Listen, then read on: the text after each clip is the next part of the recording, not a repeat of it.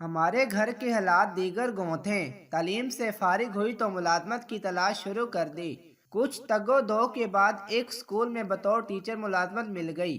ڈوبتے کو تنکے کا سہارا، میں نے بھی برے حالات میں کنارے کا سانپ پکڑ لیا۔ ایم اے پاس کرنے کے بعد ایک پرائمری اسکول میں ٹیچر لگی، وہ بھی بہت قلیل تنخواہ پر۔ پھر بھی رب کا شکر، بجا لائی کہ چلو کچھ پیسے تو ہاتھ آ ہی جائیں گے۔ ابو کی پینشن کے ساتھ گھر کے راشن میں بھی اپنا حصہ ڈال لوں گی۔ اسکول کی ڈیوٹی کے بعد میں محلے کے بچوں کو بھی ٹیوشن پڑھانے لگی۔ اس سے کچھ اضافی آمدنی ہوتی تو چھوٹے بھائی کی اسکول کی فیس ادا ہو جاتی۔ ایک روز میری ایک شاگردہ رکیہ جو گھر پر ٹیوشن پڑھنے آئی تھی نے کہا، مس کیا آپ میری ایک سہیلی کو پڑھا دیں گی؟ ہاں کیوں نہیں، کل اسے اپنے ساتھ لے کر آنا، مس وہ امیر لوگ ہیں۔ زارا کی امی نے کہا ہے کہ کوئی ایسی ٹیچر ڈھونڈ کر دو جو گھر پر پڑھانے آ سکے، بچی کو ہم کسی کے گھر ٹیوشن کے لیے نہیں بھیج سکتے۔ اس لڑکی کا گھر یہاں سے کتنی دور ہے؟ کچھ دور ہے مگر پیدل کا راستہ نہیں ہے۔ ان سے کہو سواری کا انتظام کر دیں تو میں پڑھا دوں گی۔ اگلے روز رکیہ نے بتایا کہ زارا کی امی کہتی ہیں وہ سواری کا انتظام کر دیں گی۔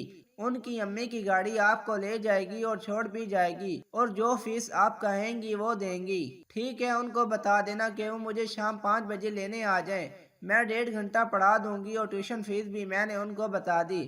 اگلے روز زارا کی امی ڈرائیور کے ساتھ آ گئیں۔ وہ ایک اچھی اور ملنسار خاتون تھیں، بچی بھی ان کے ساتھ آئی تھی۔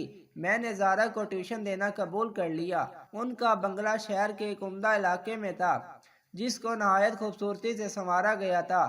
دبیس، نرم خوش رنگ، قیمتی قالین، فانوسوں سے مزین چھتیں۔ مجھے ملازمہ نے ایک کمرے میں بٹھایا جو مشرقی طرز پر آراستہ تھا۔ یہ زارا کی امی کا کمرہ تھا۔ انہوں نے روایتی طریقے سے قالین بچھا کر اس پر خوش رنگ گاؤن تکیے رکھے ہوئے تھے۔ اس کمرے میں ٹیک لگا کر ٹانگیں پسار کر بھی بیٹھ سکتے تھے۔ میز کرسیوں کا تکلف نہیں تھا۔ تھوڑی دیر بعد خاتون قیمتی زیورات پہنے سفید ساری میں ملبوس تشریف لائیں۔ ہمارے گھر تو وہ سادہ لباس میں آئی تھی۔ آج شام شاید ان کو کہیں تقریب میں جانا تھا، مگر زارا نہیں جا رہی تھی کیونکہ اسے مجھ سے پڑھنا تھا۔ وہ ایک سلجھی اور خوبصورت لڑکی تھی۔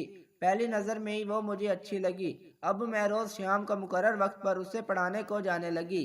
پہلے میری خاطر تواضع کی جاتی، پھر پڑھائی شروع ہوتی۔ جلد ہی میں نے جان لیا یہ لڑکی نہ صرف سنجیدہ مزاج ہے بلکہ دوسروں کا خیال کرنے والی، باادب اور بے حد حساس بھی ہے۔ وہ ایسی شاگردہ تھی جس کا مجھے خاص خیال رکھنا پڑتا تھا اور وہ بھی میرا خاص خیال رکھتی۔ اپنے والدین کے واحد چشم و چراغ کے والد موسٹ میٹرک پاس تھے جبکہ ماں نے بھی BA کیا تھا۔ رشتہ دار ہونے کی وجہ سے زارا کی والدہ کا رشتہ ان کے چچا زاج یعنی زارا کے ابو سے ہو گیا تھا۔ تعلیم اور ذہنی سوچ کے لحاظ سے دونوں میں زمین و آسمان کا فرق تھا۔ زارا کے والد کو اپنے باپ دادا سے ورثے میں بہت کی زمینیں، جائیداد اور چلتا ہوا کاروبار ملا تو دولت ان کے گھر کی باندھی بن کر رہنے لگی۔ اس کے والد موسیقی کے دل دادا تھے۔ گھر میں جھولا پڑا ہوا تھا اور بے شمار ریکارڈ رکھے تھے۔ ان دنوں VCR وغیرہ نہیں تھے۔ زارا کی امی ہلکے رنگ کے نفیس اور خوبصورت لباس تن زیب کرتی۔ شوہر کی گاڑی علیحدہ تھی، بیگم کی علیحدہ۔ ڈرائیور بھی دونوں کے الگ الگ تھے۔ اس کے علاوہ بھی کام کاج کے لیے ملازمے اور نوکر وغیرہ تھے۔ زارا کی امی گھر کا کام کاج نہیں کرتی تھی، کھانا پکانا بھی باورچن کے ذمہ تھا۔ زارا بہت ہونہار نکلی۔ وہ اچھے خاصے افسانے اور کہانیاں لکھ لیتی تھی۔ انگریزی میں البتہ قدرے کمزور تھی، لیکن اپنی ذہانت کی بنا پر تھوڑے دنوں میں اچھی خاصی انگریزی اس نے سیکھ لی۔ اب میں اس کی کارکردگی سے مطمئن ہو گئی۔ مجھے زارا کو پڑھاتے ہوئے ابھی 2 ماہ گزرے تھے کہ اس گھر میں ایک نوجوان لڑکی دکھائی دی۔ جب میں نے زارا سے اس کے بارے میں پوچھا تو اس نے بتایا کہ ہمارے پڑوس والا جو پرانا مکان ہے، یہ لڑکی اسی مکان میں رہتی ہے۔ اس کا باپ ضعیف تھا۔ سال بھر پہلے ہمارے اس ضعیف پڑوسی نے ابو کو بلا بھیجا اور اپنی بیٹی کا ہاتھ پکڑ کر میرے والد کے ہاتھ میں دے دیا اور کہا کہ میرا وقت قریب آ گیا ہے، یہ میری بیٹی نور ہے، میری وفات کے بعد یہ مکان فروخت کر کے اس کا نکاح کسی نیک لڑکے سے کر دینا۔ ایسی ہی باتیں کرتا ہوا وہ بیچارہ چند روز بعد وفات پا گیا۔ اس کی وفات کے چند ماہ بعد ابو نے نور کی شادی اپنے ایک جاننے والے سے کر دی، لیکن یہ وہاں خوش نہیں اور نہ ہی اسے اولاد ہوئی ہے۔ یہ اکثر یہاں آ جاتی ہے اور ہمارے ساتھ ہی رہتی ہے۔ امی اس کو اپنی بیٹی کی طرح چاہتی ہیں۔ سردیوں کے دن تھے، اسکولوں میں موسم سرما کی چھٹیاں تھیں۔ اب نور نے باقاعدہ زارا کے گھر میں رہائش اختیار کر لی تھی۔ وہ بڑے بڑے جسم کی خوش شکل لڑکی تھی۔ سفید رنگت، گھنگریالے بال، آنکھیں بڑی بڑی اور سیاہ نابی لبوں پر مہلکی ہلکی مسکراہٹ اس کے گول چہرے کو اور زیادہ پرکشش بناتی تھیں۔ اکثر سجی بنی اور چوڑیاں ہاتھ بھر کر پہنتی تھیں، جن کی جھنکار تمام گھر میں وقفے وقفے سے سنائی دیتی تھی۔ ایک دن ہم دھوپ میں بیٹھے پڑھائی میں مشغول تھے کہ زارا نے اچانک مجھ سے عجیب بات کہی، مس ابو اس نور کو بہت چاہتے ہیں، اسے اپنے کمرے میں بلا لیتے ہیں، کیا ایسا کرنا ٹھیک ہے؟ اگر ٹھیک ہے تو امی اس بات سے کیوں پریشان رہتی ہیں؟ نور کو تمہارے والد نے بیٹی بنایا ہے تو اس لیے اس کا خاص خیال رکھتے ہیں، وہ تمہارے گھر کو مہکا خیال کر کے آتی ہے، تب بھی تمہارے ابو اسے توجہ دیتے ہوں گے تاکہ یہ خود کو لاوارث اور یتیم نہ سمجھے۔ میری بات سن کر زارا خاموش ہو گئی۔ ایک دن میں اسے پڑھا کر گھر جانے لگی تو زارا کی ماں کمرے میں آئی اور بیٹی سے بولی، تم باہر جو، مجھے تمہاری ٹیچر سے ضروری بات کرنا ہے۔ زارا کمرے میں چلی گئی، تب وہ بولی، میں صوفیہ، میں زارا کی شادی کرنا چاہتی ہوں، میرے گھر کے حالات درست نہیں ہیں، شوہر بیٹی کی شادی پر آمادہ نہیں، کہتے ہیں یہ ابھی چھوٹی ہے، اسے تعلیم مکمل کرنے دو، کیوں اتنی جلدی گھر سے نکالنا چاہتی ہو؟ دراصل وہ اس نوجوان لڑکی نور سے شادی کرنا چاہتے ہیں اور یہ میں برداشت نہیں کر سکتی کہ میری بچی گھر پر ایسے چلن دیکھے، اس لیے میں نے فیصلہ کیا ہے کہ فوراً اس کی شادی کر دوں۔ تمہاری نظر میں کوئی اچھا لڑکا ہو تو بتاؤ۔ میں نے ان کو سمجھانا چاہا کہ زارا ابھی واقعی کم عمر ہے، اس کی عمر شادی کے لائق نہیں ہوئی ہے، امتحان سر پر ہے، اسے تعلیم پوری کرنے دیں۔ آپ کے شوہر ٹھیک کہتے ہیں، آپ نہیں سمجھ رہی، گھر پر اگر بے حیائی کے مظاہرے ہوں گے تو بچی کے اخلاق پر کیا اثر پڑے گا، جبکہ اس کی کچی عمر ہے، سو جتنی جلدی اس کی شادی کر دوں اچھا ہے، ورنہ گھریلو حالات اس بچی کے ذہن کا ستیہ ناش کر دیں گے۔ فرخندہ بیگم نے مزید کہا، اکثر جب نور ان کے کمرے میں ہوتی ہے، میرے شوہر بلا جھجک کمرے کا دروازہ اندر سے بند کر دیتے ہیں، تو میری بچی تجسس میں بے قراری سے گھر میں ٹہلتی ہے اور کبھی کبھی کھڑکیوں کی دردوں سے کمرے میں جھانکنے کی کوشش کرتی ہے۔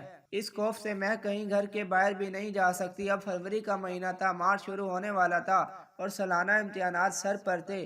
زارا بہت اپسیٹ رہتی تھی، وہ پڑھائی پر بالکل توجہ نہیں دے رہی تھی اور میں فکر مند بھی، کہیں کم نمبر نہ لائے ورنہ میری بھی سبکی ہوگی۔ اتوار کی چھٹی تھی، پیر کی شام کو گئی تو گھر سے ڈھولک کی آواز آ رہی تھی، 5-6 لڑکیاں زارا کے کمرے میں اسے مہندی لگا رہی تھیں۔ میں حیران رہ گئی، پتہ چلا کہ رشتہ طے ہو گیا ہے۔ میں نے اس کی ماں کو مبارکباد دی، انہوں نے بتایا کہ 2 ہفتے بعد شادی ہے۔ اب پڑھائی کہاں ہونا تھی، 15 سال کے قریب بچی کی عمر اور لڑکا وہ 40 برس کا ہے۔ زارا کی ایک سہیلی نے بتایا رنڈوا ہے مگر دولت مند بہت ہے، کہاں پھنسا دیا تھا لڑکی کی ماں نے اس کو۔ مارچ آیا، امتحان ہوئے اور جس دن زارا کا نتیجہ تھا اسی دن اس کی شادی تھی۔ اسکول سے پتہ چلا کہ اچھے نمبروں میں پاس ہوئی ہے، وہ ہونہار بچی پڑھائی کے شوقین تھی۔ خیر ہم اس سلسلے میں کیا کر سکتے تھے، ادھر لڑکی کی رخصتی ہوئی، ادھر چند دن بعد ہی اس کے باپ نے بیوی کی مار کٹائی شروع کر دی۔ کچن میں کام کرنے والی اور کھانا بنانے والی ملازمہ کو چھٹی دے دی گئی، گھر کا سارا کام کاج، چولہا اور کچن کی صفائی بیگم کے سپرد۔ بیگم فیضان اب چولہا صاف کر رہی ہیں، دونوں وقت روٹیاں پکا رہی ہیں، جبکہ اس سے پہلے انہوں نے باورچی خانے کی شکل ہی دیکھی تھی۔ میں نے زارا کو ٹیوشن پڑھائی، میرا اس کا استاد اور شاگرد کا رشتہ تھا، مجھ کو زارا سے بہت انس ہو گیا تھا۔ تبھی جب میں نے یہ خبر سنی تب سے میرا چین سکون ختم ہو گیا تھا۔ جلد بازی میں کی گئی اس بے جوڑ شادی کے بعد جب زارا نے اپنے دولہے کی شکل دیکھی تو وہ رونے لگی۔ وہ اس کے قابل نہ تھی، نہ ہی وہ اس کم سن دوشیزہ کے خوابوں کا شہزادہ تھا، بلکہ شادی کے لائق ہی نہ تھا۔ وہ جب اس کی طرف ہاتھ بڑھاتا زارا پھوٹ پھوٹ کر رونے لگتی۔ کم سن دلہن سے اپنی محرومی کا بدلہ لینے کے لیے اس نے زارا پر اتنی سختی کی کہ وہ ڈپریشن میں چلی گئی۔ نوبت یہاں تک پہنچی کہ بچی نے 2 بار خودکشی کی کوشش کی۔ پہلی بار اس خودکشی کے بارے میں اس کے والدین کو اطلاع نہ دی گئی، زارا کے شوہر نے معاملے کو چھپایا، مگر دوسری بار سب کو خبر ہو گئی کیونکہ جان بچانے والے ڈاکٹر نے خود زارا کے والدین سے رابطہ کیا۔ ماں روئی لیکن باپ کیا توجہ دیتا، بیوی سے کہا یہ سب تمہارا کیا دھرا ہے، اب خود سوگ مناؤ، میں نے تو منع کیا تھا کہ ابھی اس کی شادی کی عمر نہیں ہے، تمہیں ہی جلدی پڑی تھی، مجھے جو رشتہ ملا میں نے بیاہ دی کہ عمر زیادہ ہے تو کیا ہوا، آدمی دولت مند ہے، یہ عیش کرے گی، ملکوں ملکوں کی سیر کرے گی، مگر اس نے تو وہاں جا کر سوگ منانا شروع کر دیا۔ شوہر کو سکون نہ ملے تو یہی ہوتا ہے۔ پھر زارا کا باپ نئی بیوی کے چاؤں میں گم رہا۔ فرکندا شوہر سے ناراض ہو کر اپنے ایک رشتہ دار کے یہاں جا چکی تھی۔ نہایت خوبصورت باسلیقہ اور جوان عورت شوہر کی بے وفائی اور بے توجہی سے چند دنوں میں مرجھا کر رہ گئی۔ وہ نحیف و نزار وقت سے کہیں پہلے بوڑھی نظر آنے لگی۔ ایک روز کچھ سودا صرف لینے بازار جانے کو نکلی، قدم دلیس پر رکھا ہی تھا کہ ایک چھوٹے سے زہریلے سانپ نے پاؤں پر ڈس لیا۔ اس کی سمجھ میں ہی نہ آیا کہ اس کے ساتھ کیا ہوا ہے۔ اس کا چچا زاد اسی وقت گھر آیا، دیکھا کہ فرکندا دہلیز پر پاؤں پکڑے پڑی ہے، تو اس نے سہارا دے کر اٹھانا چاہا مگر وہ اٹھ ہی نہ پا رہی تھی۔ تبھی بیوی کو آواز دی، دونوں نے مل کر اسے پلنگ پر ڈالا اور وہ ڈاکٹر کو لینے دوڑا، لیکن ڈاکٹر کے آنے تک اس کی روح قفس عنصری سے پرواز کر چکی تھی۔ یہ ہوا زارا کی امی کا انجام، مگر اس کہانی میں سب سے المیہ کردار زارا کا رہا، جسے اس کو طلاق دے دی اور وہ اپنے باپ کے گھر آ گئی۔ باپ دوسری بیوی سے صاحب اولاد ہوا تھا تو زارا سے بالکل غافل ہو گیا۔ اس پر مالکو لیا کے دورے پڑنے لگے۔ حالت ایسی ہو گئی کہ پیروں فضاؤں میں دیوانوں کی طرح گھورتی رہتی، منہ ہی منہ میں بڑبڑاتی، ہفتوں منہ ہاتھ نہ دھوتی اور نہ کپڑے بدلتی، بال الجھے ہوئے ایک جگہ بیٹھی تو گھنٹوں وہاں ہی بیٹھی رہتی، اور نور اپنے 2 چھوٹے جڑوا بیٹوں کی دیکھ بھال میں مصروف رہتی۔ زارا سوکھ کر ہڈیوں کا ڈھانچہ رہ گئی۔ 1-2 بار میں اس سے ملنے گئی اور اس کی حالت دیکھ کر آنکھوں میں آنسو بھر کر لوٹ آئی۔ میں نور سے زیادہ بات نہیں کرتی تھی کہ اسے کچھ سمجھاتی، میں بھلا کون ہوتی تھی اس کے بارے میں اس کے گھر والوں کو کوئی بات کہنے والی، وہ تو مجھے اس سے ملنے سے ہی منع کر دیتے۔ اس کے وارث تھے، باپ زندہ تھا، کاش زارا کی ماں نہ مرتی تو اس کی یہ حالت نہ ہوتی، وہ بیٹی کو گلے لگا لیتی، اسے سنبھال لیتی، اس کا ممتا کا مضبوط رشتہ تھا، اس کے چچا تھے، چچا زاد تھے، خالائیں تھیں، لیکن سبھی چپ رہے، کسی نے اس کی پاسداری نہ کی۔ مجھے سب سے زیادہ دکھ اس بات کا تھا کہ زارا ایک ہونہار بچی تھی، اگر اعلیٰ تعلیم کر لیتی تو ضرور ملک کا نام روشن کرتی، اچھی ڈاکٹر یا ماہر تعلیم بن سکتی تھی، مگر افسوس ایک مرد کی خود غرضی کی بھینٹ چڑھ گئی، اور وہ مرد کبھی اس کا اپنا باپ تھا۔ نور سے اس کے 5 بچے ہو گئے تو اس شخص نے زارا کو بلا دیا، اتنا نظر انداز کیا گیا کہ اسے کے دیکھنے والے اسے پاگل کہنے لگے، نہ کھاتی پیتی اور نہ کپڑے بدلتی، ناخن بڑھ گئے تو ستیلی ماں نے ان کو کاٹنے کی زحمت بھی نہ کی، سر میں جوئیں پڑ گئیں، انہوں نے اس کے خوبصورت لمبے بالوں کی صفائی کرنے کی بجائے اس کے بال ہی کاٹ دیے۔ جس روز اس کے بال کاٹے جا رہے تھے وہ پھوٹ پھوٹ کر رو رہی تھی، آخر اسے اتنی تو سمجھ تھی کہ اس کے پیارے خوبصورت بالوں پر سر منڈنے کی مشین پھیری جا رہی تھی۔ پھر ایک دن اس کے والد نے باخود علاج اسے پاگل خانے داخل کرا دیا۔ اس کے بعد کیا ہوا علاج ہوا نہیں، میں نہیں جانتی کہ میں اس کے گھر اب نہیں جا سکتی تھی، کیونکہ نور برا مانتی تھی، اب گھر پر اس کا راج تھا، وہی اس گھر کی مالکہ تھی، جس کو چاہتی آنے دیتی، جس کو چاہتی نہ ملتی۔ کتنے برس گزر گئے، میری شادی ہو گئی، بچے ہو گئے، اب بھی میں اس معصوم پیاری لڑکی کو نہیں بھول سکی۔ ایسی مزید ویڈیوز دیکھنے کے لیے میرے چینل کو لائک کریں، شیئر کریں اور سبسکرائب کریں۔ السلام علیکم۔